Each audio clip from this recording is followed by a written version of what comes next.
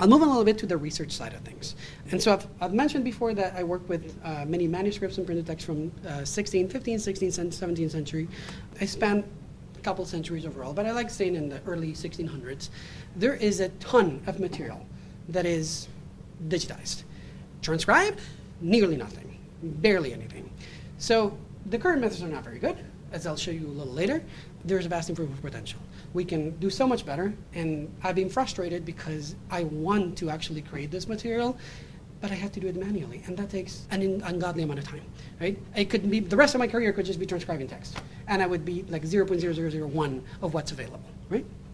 So, together with my colleague, Dr. Sergey Gleiser, also from University of Alabama, we started working with this program that Google does, which is Summer Code, in short, GSOC. It's a program that runs every summer. And basically what you do is you create a project, you propose a project that has to do with artificial intelligence and machine learning. And then, if accepted, they'll propose it. And then people, coders and programmers from all over the world, will apply to your project. And they'll send you potential solutions to the problem that you present, to the project you present. From that, you do a final selection, and then depending on what Google sees of what you evaluated from the, in my case, with the humanities and the artificial intelligence side, then they will tell us, okay, I'm going to find you 2 contributors, or like 4, whatever it is, right? So you get some contributors. Might just be 1. Still, you have a funded project. So they fund your contributor specifically, who then will spend anywhere from 12, 16, or 24 weeks-ish. We are 16, so we're now in GSOC 25. We will finish this summer's program in October, the first week of October, right? So we're in the middle of it, ending. So for example, this year, this is my team. We have several different coders. We have 8 in total, and then 3 professors. Sergey and I as the founders of this project, and then Dr. Harrison Meadows, who's joining us from the University of Tennessee, Knoxville. Right? This is a fantastic group. They're doing fantastic work, and I'm going to tell you a little bit of what we've done last year and what we're doing this year, because we're in the second year. So I want to transcribe these tests. I want to make sure that these not only are preserved, but that are digitized in a way that I can search text and I can use it in a more modern 21st way, digital way. Right? Digitization is not enough in 2025. It might have been enough in 1995, not anymore. I need more than that. But it's really difficult to do. So you have different types of networks. The 2 that are most popular are the convolutional and the recurrent. Convolutional networks are very, very good at recognizing images. You've seen that kind of tech demo on the news, like, this is a cat, this is a car, right? It knows what it is, the object. But it's terrible at patterns. And then the recurrent is very good at patterns. This is horizontal line, vertical line, diagonal line. Like, it recognizes that kind of thing, right? But it does not know what a car looks like. Okay? So you can combine those things, use them differently. Transformers are a newer way of processing. 6, 7 years ago, or something like that, I think it was 2018, there was this very groundbreaking paper that was called Attention is All You Need. And basically, this is how transformers were born. They are less aware of what they're doing, so they really don't know anything, but they're super generalizable, and they're very efficient. So they can learn as they do, even though they don't know what they're doing. And they can be more exact than the other 2 methods. So we've used all of these in different combinations to see what gets us to where we want. We want to be as efficient as possible and as generalizable as possible. So let's go back to 17th century printing, AKA the Wild West of printing. You're used to standard printing today, standard practices. In the 17th century, there are standards. Oftentimes, each printer will have their standard, their style, right? That's what we have, print styles, right? But I like to say that also it depends on how a specific printer woke up that morning. Did they have coffee? Did they not? Did they have a bad night? Because then they don't even follow their own system. It's non-standard, and there's also material reality of when you print with a press, you're actually pressing, right? Type. If you had a lot of money, if you were a well-funded press, you would probably use metal type. Not everyone had that much money, and so what you use is wood type. Now, if you keep pressing and pressing and pressing, eventually that block is going to break. And so this is pretty common. So what do you do when you run out of U's? Well, you use something that looks like a U, but it's not a U. So you use a V. And that way you can have U's and V's, F's, long F's, that kind of like this is kind of like the one that you've seen a violin, like that kind of F, that kind of thing. And then there's an F that does not really have the horizontal bar. All of those can work as F's or S's. Right? Then there's the cerilla, which is no longer used in Spanish, which is a Z to represent the as a sound. And then there's macrons of different types to truncate word length, to abbreviate, right? To save money, essentially. All of this is very inconsistent. And so we need the code to know this is what happens when you see this. But that cannot happen if the press does whatever, depending if it's Monday or Tuesday or Wednesday, right? So our solution to call it something was to create some form of consistency. So we made decisions. Depending on whether specific characters were present in initial, medial, or final position, we just made a blanket decision. So this is always going to be a V instead of a U, and this is always going to be a U instead of a V, right?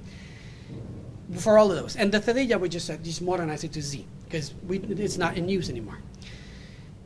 Is this perfect? Evidently not. It will create mistakes. But at least I can predict the mistake, which before I couldn't. So at least in the part of the process that we're now training, getting these initial transcriptions, we can get to some consistency that then a human will have to fix. The goal years from now will be that I won't have to do that. And I'll tell you a little bit of our ideas in a few minutes. So it is imperfect, but at least it gives me consistency, which is what I need. I need the code to see when A, B. This is, again, it doesn't think, it predicts. So I need it to predict the same process every time and then adjust. So we had a data set that is not your common data set. Usually when you listen, Google or Meta, whichever, they talk about the millions of documents that they read, right? Like OpenAI is famous for having read the whole internet already. And they're like actively creating text so that they have more text because they run out of text. They processed everything already in a few years. We did not have that problem because the variation is so large in these texts that I can't predict because it just doesn't make sense. And we need some kind of consistency to do that. So we actually had to do the opposite. We started with, in this case, documents by this countess, Luisa de Padilla. There's 4 volumes that kind of have the same style, same format. So we started with a little bit of this. And I did, together with my colleague, Dr. Meadows, we did transcriptions of those pages. And then we trained on that. And once we got pretty decent at that, then we expanded a little bit to a couple different types of documents. Porcones was legal documents from the 1600s. Did a few more transcriptions. We went to a few hundreds. And from then we went to nearly about a couple thousand of different texts. All of them kind of like expanding a little bit, but not too much, so that the code would feel like, okay, this is different, but I can still figure it out, right? This is not what you would expect. Usually you throw a bunch of documents, but we don't have neither the time or money to do that. Google does. I don't have that kind of funding. So it was easier to actually progressively increase the data set. And we tried 4 approaches, which we are still working on. The first one is the convolutional recurrent network. That mix that I told you, convolutional and recurrent altogether. This is focused on segmenting the text. So it will cut the lines, basically, and then try to read them, try to figure out what they say.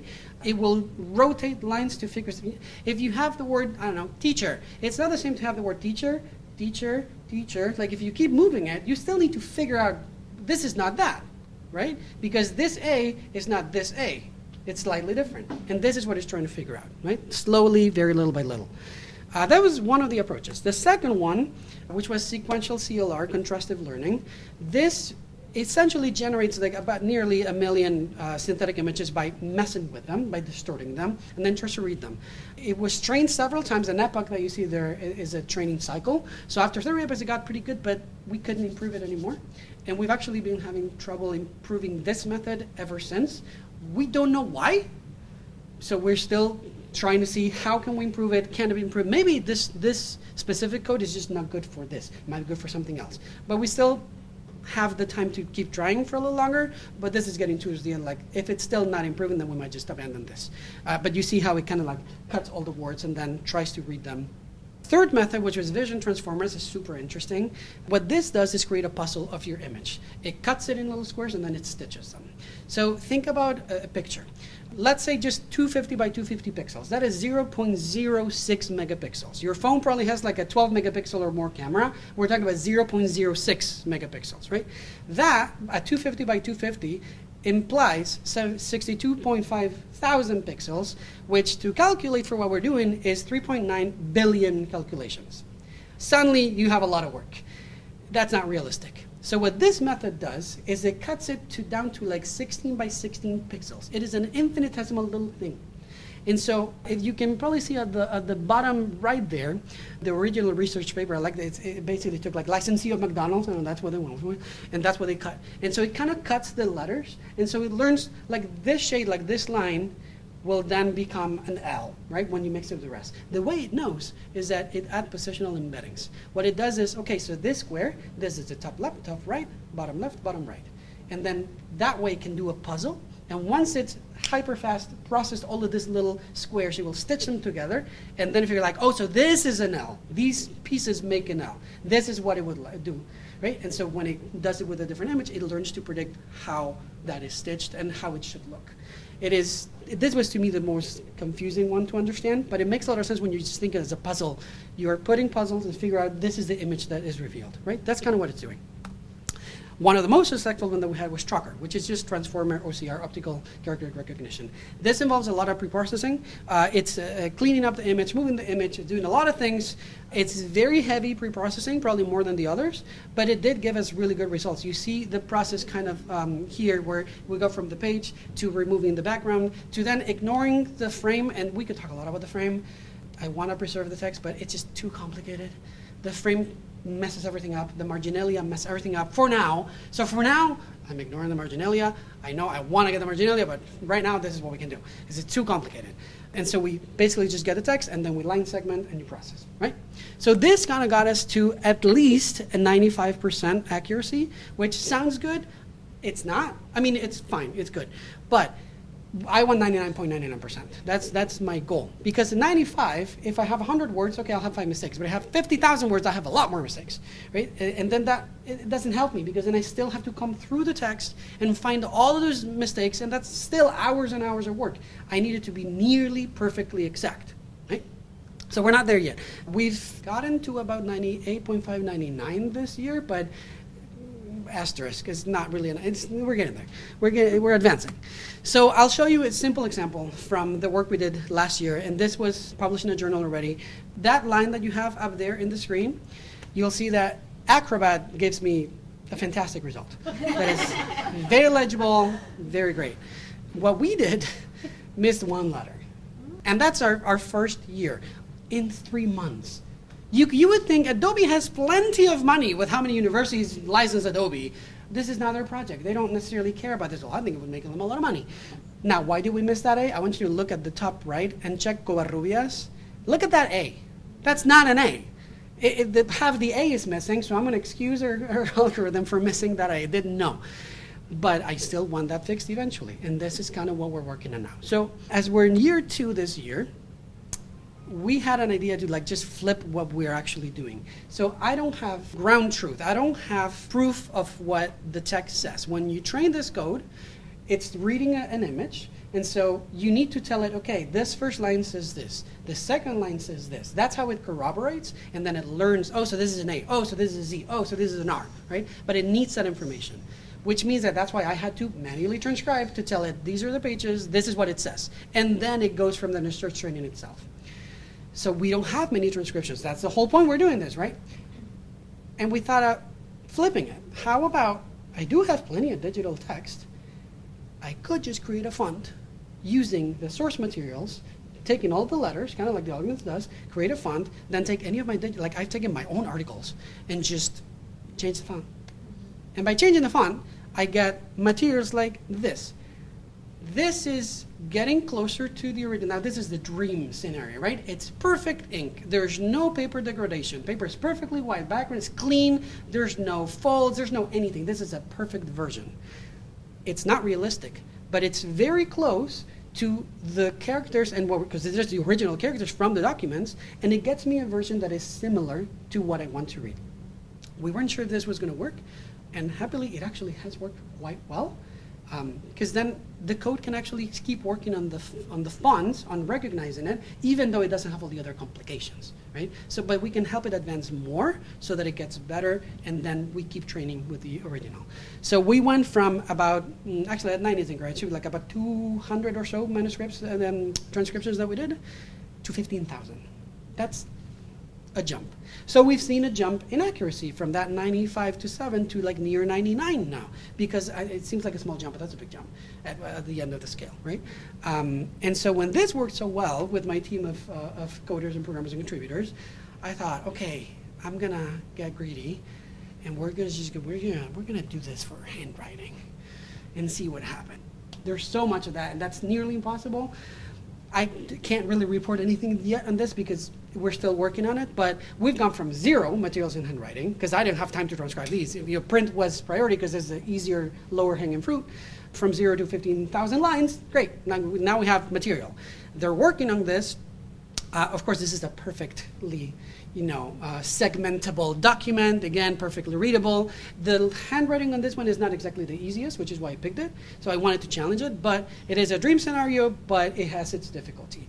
If you work with manuscripts, you know that, there's like lines are never lines, and we're now working on different things where, first of all, we're trying to do better line segmentation. Instead of those green lines that you saw before, there is something called HiSem, which don't ask me what that is, I just know what it does.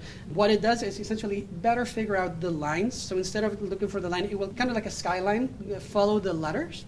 And then polygonal, which is kind of looking at what the line does, and instead of segment, it will kind of do a polygon, kind of like a video game, right? Where it will try to get whatever the line does and then force correct it. So it will be a little distorted, which is not the end of the world because we're distorting on purpose anyway to train. And that's, as of last week, looking good, but I'm not ready to say anything yet because it's still like, let's see what happens. But it seems like it's working better, and we might make it a thing. We're quantizing the models, which really just means making them more efficient in different ways and way less, and integrating large language models to process the text after the fact. Now, remember, this is a Google program, so the whole point is for the students to be coding. So I can't just say, well, just use an LLM, and if it works great, then work done. No, because then I still depend on either Google or OpenAI, and I don't want to depend on them. I want this to be available for everyone and not have to necessarily pay these multinational companies to fix something. Also, it doesn't do a perfect job anyway. But it costs money, and what we want is for this to be shareable completely, because we are doing it in open source so that it is free for everyone. So, but in the next 3 weeks, as my contributors finish this program and I give them their final grade on October 6th, we're going to release something this fall, several apps that we've been working on. And I'm just gonna contact Dr. Ferris Studenberg and a bunch of other builders like, please use this. Try it. See what works, see how it works with your documents. Tell me what the errors, what the problems are, because then I will use that to next year go back to Google for a third year, like, okay, these are the issues that I have, this is the next phase of this project. This is how we're gonna work on this.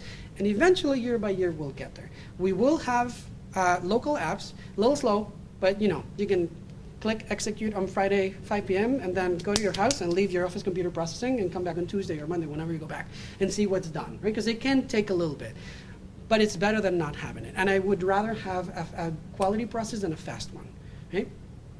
We might do cloud versioning, but that requires money, so I like to not depend on money because we often don't have it, right? Just to finish this and to show you a little bit, this is one of the tools that we're working on that will show you in real-time processing.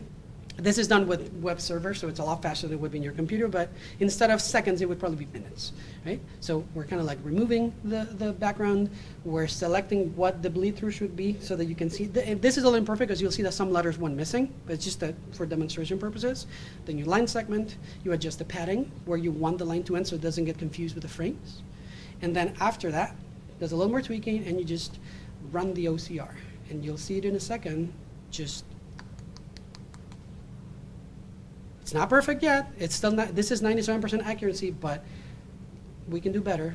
And we will do slower because it will run on your computer, whatever your computer is. But it is possible, and it's working now. Now we're trying to work on more accuracy and then quality of life features like, you want to do 1 page or you want to do 500 pages? Because if they all have the same format, I don't want you to have to do this 500 times. Just plop your PDF and process. Right? This is what we're working on now. This is what we're trying to improve now. And this is everything that I have for you today. So thank you.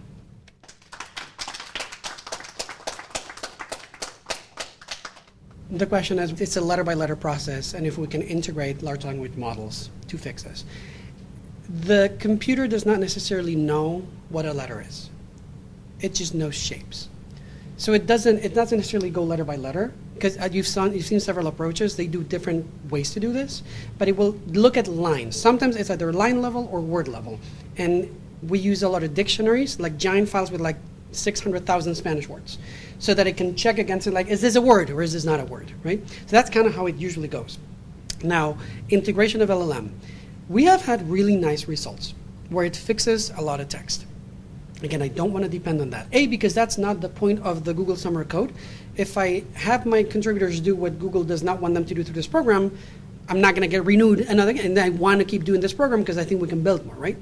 But I'm putting most of the work in the OCR process, and then I am allowing a final layer of use an LLM now to try to fix it, because the LLM is a better dictionary, essentially. What we have found is actually really promising. But when we release this app, you can use the OCR, process it on your computer, on your office computer, whatever it is. You might not have access or a subscription to OpenAI. So then if you get text that is meh, that is not that good, and you cannot fix it with the LLM, I didn't do anything. The whole point is to get as good as you get so you can get, and then if you have the advantage of having this kind of subscription through your institution, then you can fix it even more. And we can integrate the API call for GPT, for example, but I don't want to depend on that. But it is possible. I will know more in 2 weeks when we finish this summer program. It does look quite well, but again, I'm de-emphasizing on purpose. There is essentially a diamond in front of me, and I'm trying not to take it. Because if I take it, then the work is not done. And now I don't want to depend, one, on a process that I don't own, that someone else owns, and two, I don't want to depend on something that's not OCRable, because what happens when then I get a different language? If I trained it in Spanish, it won't know to fix English or Swahili or whatever it is. And I want this to be as generalizable as possible. So get the OCR near perfect first, as much as we can, as much funding as I get, I will keep doing this. And once I hit a wall and nobody else cares and doesn't give me money anymore, then let's go the LLM route and just finish it up. So it's possible, but for now, for the purposes that we're doing, I don't want to emphasize it, but it does decent results. Not perfect though. It doesn't just really change words, but it does some things that I don't want it to do. It depends on what usage you're going to give it. Like, do you want to just modernize text? Are you a historian who's trying to preserve the specificity of the quirks of the text? And if you change it, then I need it to tell me this is what the text says. And then you can do a more diplomatic version or a more modernized version. That's up to you. But you need to have good dough. You need to have, otherwise you can't make bread, right? You need to have the perfect way to start as base, and then. So until we get that, I'm not satisfied. There's a couple services, like for the biggest one is, for example, Transcribus, which has different models for different centuries and there's different types. There is no software that actually does this. And it's not because we lack the technology. It can be done. You just need to put the resources and training code to do this. And we can do it today. If you put the money and the staffing and the computers working on it, it can be done. It's just, it's not a priority for this world. But think of that specific scenario that you just delineated. You get this transcribed properly, whether it's manuscript or print, I don't care. This, you said the student was blind or? Blind, yeah. You can print it in Braille. What's it? Braille? Braille, yeah. Yeah, you can print it like that, and then you just made a whole text accessible for a student who does not have vision so that they can read it. And this is possible, but you need the resources and time to train this. Why am I doing it? I guess because, honestly, I like Renaissance, I like video games, and this is how these two things combine into making me just like, this is cool, and I'm not a nerd, so of course I'm not gonna focus on it. And I focus on this. So I like this stuff, but why isn't anyone else doing it? I don't understand either. Because to me, it's it's doable. We can do this now. 90s. The whole point is that I'll give you the app, and then you'll try to use it. And it won't be perfect because we still have time to go, but work to do. But hopefully, we'll do a pretty good job, and then you'll have a transcribed version. And this is the first time we release some kind of app, and you might have 8 because they have several versions. Next year, it'll also be like condensing, like how to combine all of those into one. But yeah, you'll have some kind of OCR version of it, and then it's now it's transcribed. That's the goal. And they can do multiple languages? Right now, I'm promising you Spanish. Okay. Because this is what we're training on. But as you keep going, that's the goal. That's why we try to, for example, prioritize transformers, because they don't care what they process. And an A is an A in Spanish, in French, in English, in German. It doesn't matter. In Italian, right? So it should not matter. But because we're also using dictionaries to check for words, the dictionaries are Spanish. Because I have to start somewhere, right? But yeah, eventually the goal will be that. It might be less exact than other languages, but that's the next logical steps is that. Train it with more dictionaries. why am I doing this? Why is someone with millions of dollars doing this? That's so cool.